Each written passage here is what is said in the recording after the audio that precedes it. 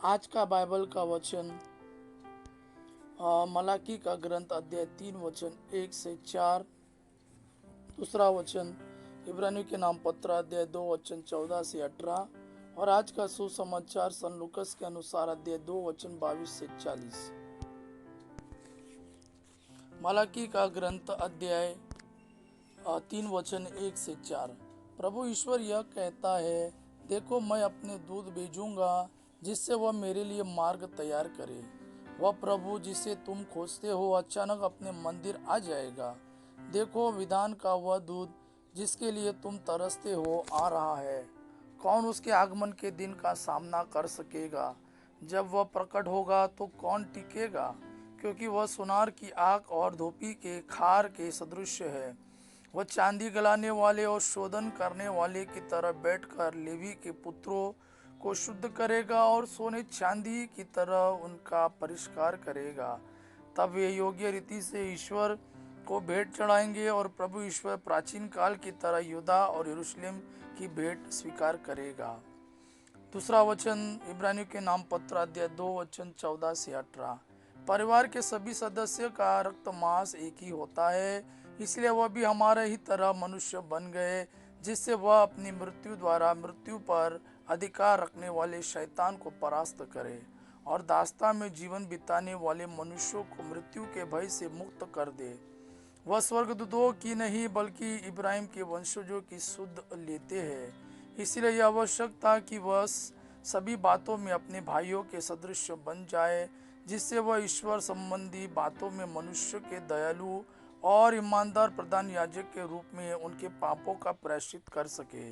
उनकी परीक्षा ली गई है और उन्हें स्वयं दुख भोगा है, इसलिए वह परीक्षा में दुख भोगने वालों की सहायता कर सकते हैं। आज का सुसमाचार सन लूकस के अनुसार अध्याय 2 वचन 22 से 40। जब मूसा की संहिता के अनुसार शुद्धिकरण का दिन आया तो वे बालक को प्रभु को अर्पित करने के लिए यरूशलेम ले गए। जैसा कि प्रभु की संहिता में लिखा है, हर पहलौठा बेटा प्रभु को अर्पित किया जाए, और इसलिए भी कि वे प्रभु की संहिता के अनुसार पंडुकों का एक जोड़ा या कपोत के 2 बच्चे बलिदान में चढ़ाए।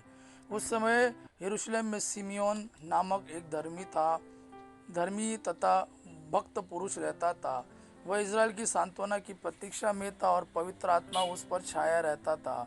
उसे पवित्र आत्मा से यह सूचना मिली थी कि वह प्रभु के मसीह को देखे बिना नहीं मरेगा। वह पवित्र आत्मा की प्रेरणा से मंदिर आया। माता पिता शिशु ईसा के लिए संहिता की रीतियाँ पूरी करने जब उसे भीतर लाए तो सिमियोन ने ईसा को अपनी गोद में ले लिया और ईश्वर की स्तुति करते हुए कहा, प्रभु अब तू अपने वचन के अनुसार अपने दास को शांति के साथ विदा कर, क्योंकि मेरी आंखों ने उस मुक्ति को देखा है जिसे तूने सब राष्ट्रों के लिए प्रस्तुत किया है, और गैर यहूदियों के प्रबोधन के लिए ज्योति है। यह गैर यहूदियों के लिए प्रबोधन के लिए ज्योति है और तेरी प्रजा इज़राइल का गौरव। बालक के विषय में यह बातें सुनकर उसके माता पिता अचंभे में पड़ गए। सिमियोन ने उन्हें आशीर्वाद दिया और उसकी माता मरियम से यह कहा, देखिए इस बालक के कारण इज़राइल में बहुतों का पतन और उत्थान होगा। यह एक चिन्ह है जिसका विरोध किया जाएगा। इस प्रकार बहुत से हृदयों के विचार प्रकट होंगे और एक तलवार आपके हृदय को आर पार भेदेगी। अन्ना नामक एक नबिया थी जो असेर वंशी फान्यूएल की बेटी थी।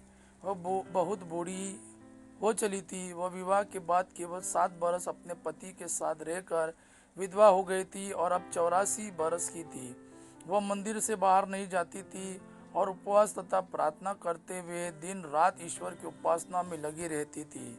वह उसी घड़ी आकर प्रभु की स्तुति करने और जो लोग यरूशलेम की मुक्ति की प्रतीक्षा में थे वह उन सबों को उस बालक के विषय में बताने लगी।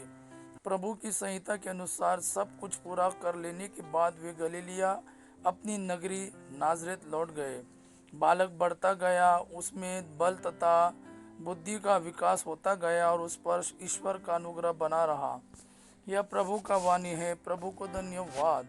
अबा पिता की महिमा, पुत्र यीशु का प्रेम आप पर सदा सर्वदा बना रहे। आमीन।